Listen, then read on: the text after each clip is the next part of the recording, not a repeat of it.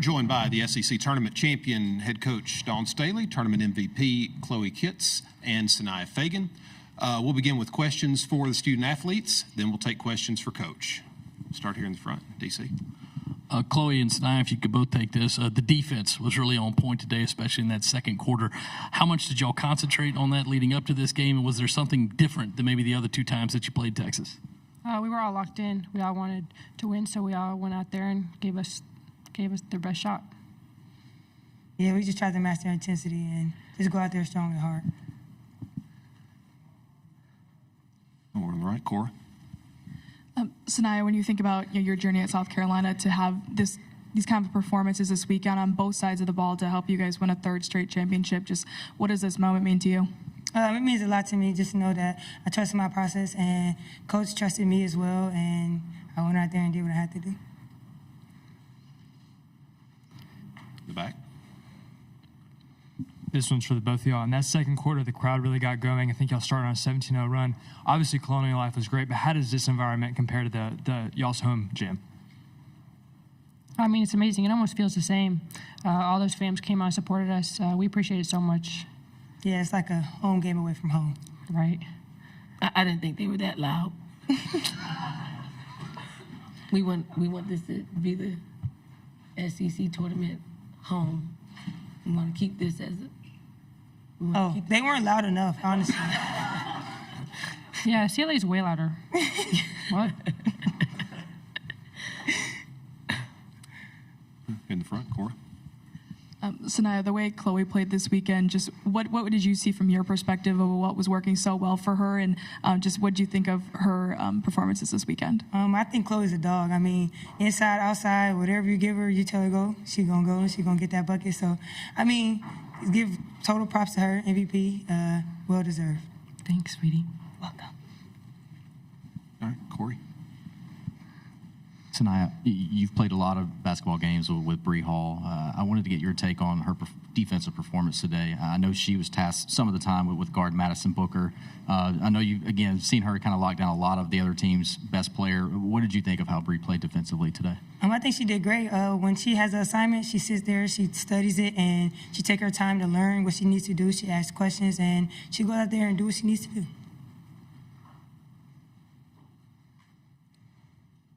Any more questions for the student athletes? Ladies, thank you. Congratulations. Thank you. Thank you.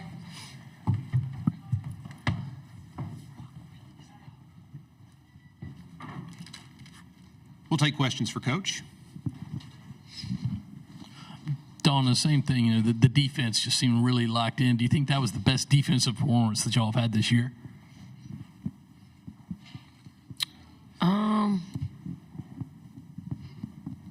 I think it was timely. I think it was what we needed today. I think we needed to play a lot better than the last time that we played them. And, I do think we used our experience being here to our advantage. I know Fagan's been here a lot. Chloe's been here a lot. Some of the young ones, Raven's been here a lot. Breezy's been here a lot. So it's different. And I know there are a lot of South Carolina fans in the building, but it's just different playing on this Sunday. And if you haven't really experienced it, you need to experience it. And I know that come the next few years, Texas is going to be right back here. And they'll be, and I'm not saying that they weren't prepared. It's just, to win a national championship, you got to have been to a Final Four and experienced all the things that come with it. And then if you ever get a chance to go back, you just right some of the ship that needs to be righted. You get overly excited, you get so close to the goal, and then something trips you up. When you've gone through that process, it doesn't trip you up. We'll stay here in the front. And I'm not saying that's what happened to Texas, y'all. I'm just giving you all my experience with being here and being at a Final Four. Dawn, when we were down in Columbia for the senior night, I asked you if You thought this was going to be the toughest SEC champion. You said by far this is going to be the toughest. Yet you guys won by 21, 18, and 19. Are you surprised, first of all, that you guys came out on top by those wide margins? And what does that say about your team as well? I mean, it didn't feel like that. It didn't. Like, the stress levels were up for the 3 games. I mean, we're playing some of our best basketball, and we didn't know how it would turn out. But I thought we put our habits out there on the floor for 3 games, and it wasn't perfect basketball, but I think we were in it for longer stretches the way that we needed to play in order for us to win, and it produced some really quality wins against like stiff competition. All right, second row on the right. Coach, you talked about the fact of using you guys' experience in this situation. When you think about players like Raven Johnson and Bree Hall, like how much of that really helps having them? Like I said, they may not have the stats that show up in the stat sheet, but they really, talk about their impact. We don't win this game without the contributions of Bree Hall and Raven Johnson. The defense, the attention to detail, and the execution of it. We don't. We put those 2 in positions of basically quarterbacking our defense. If Reezy doesn't make it, make Booker, doesn't make her work hard for catches, and then when she caught the ball, if she doesn't, play her the way that we needed to play her, or shade her the way we needed to shade her. If Raven wasn't, in the position of having Booker see her and see Breezy. And then we did a really good job at fronting the post players. And then Raven was always around, executed, to the highest level. And you have to have players that have experienced it, because we came in here and we shot around, but we didn't go live. We just said, this is how we need to play. And then you have someone like a Breezy Hall.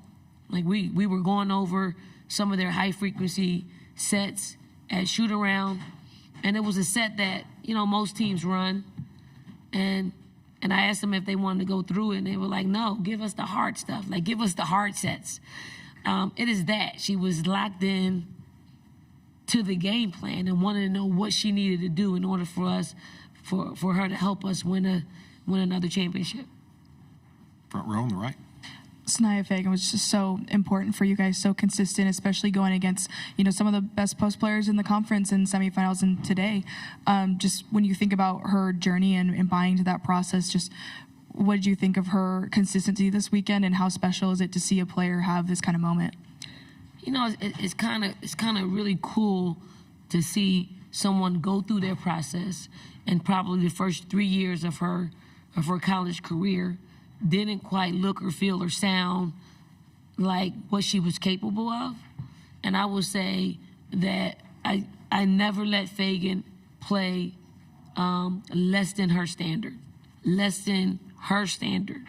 And that meant she sat a lot. That means she played here and there. She spotted here and there. But this year, it paid off. Like, when she's locked in, she's communicative, she's skillful, she can stick to a game plan, she can defend. I mean, she's got great footwork, she's got great touch. She is very efficient around the basket. Like, that is her. Like, you're seeing all of her skill set that we saw during the recruiting process that we didn't see on a consistent basis her first 3 years. Stay in the front. Hey, Dawn, you guys were a 2 seed in the most recent bracket reveal. Do you feel like this weekend secures your status as a 1 seed, and you think you guys should have a shot at the number 1 overall seed in the entire tournament next weekend? When you win this tournament, and you play the schedule that we played, I do think we're the number 1 overall seed, no matter what it ends up being. And we, again, manufactured our schedule to put ourselves in this situation. So I just hope the committee doesn't discount, our entire resume, there isn't anybody in the country that has played the schedule that we've played, that's won this, that had a share of the regular season and then winning the tournament, having beat the number one team in the country.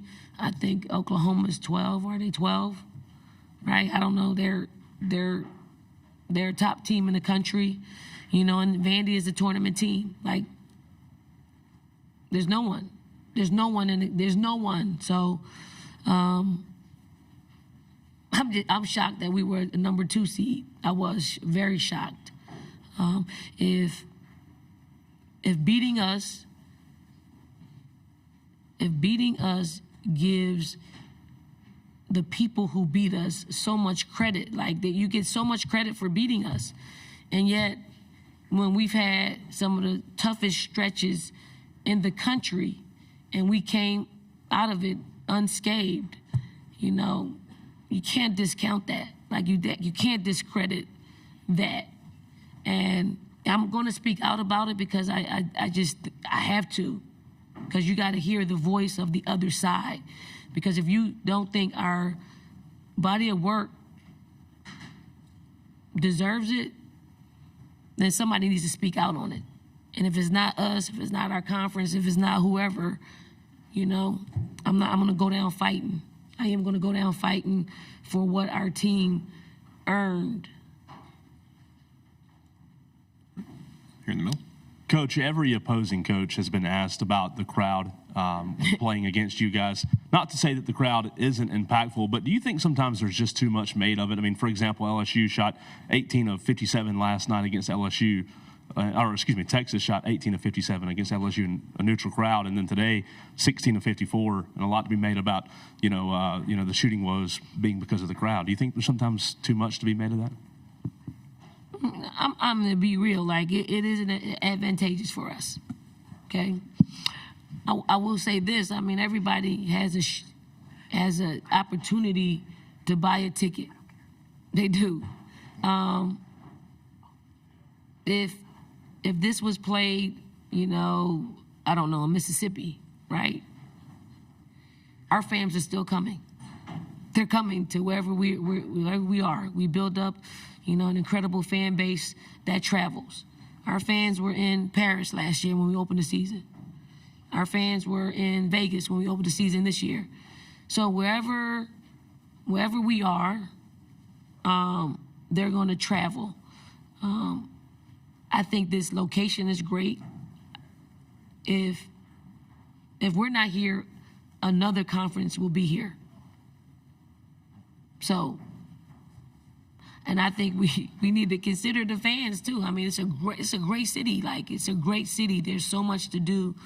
There's so much architecture. There's so many great restaurants. There's so many walking paths. There's so much to do, and I think about that as well. I also think about it. There's a lot of people in the gym today, and that's an indicator of where women's basketball is. Corey? Dawn, Bree's maturation and growth on the defensive end, how would you describe it?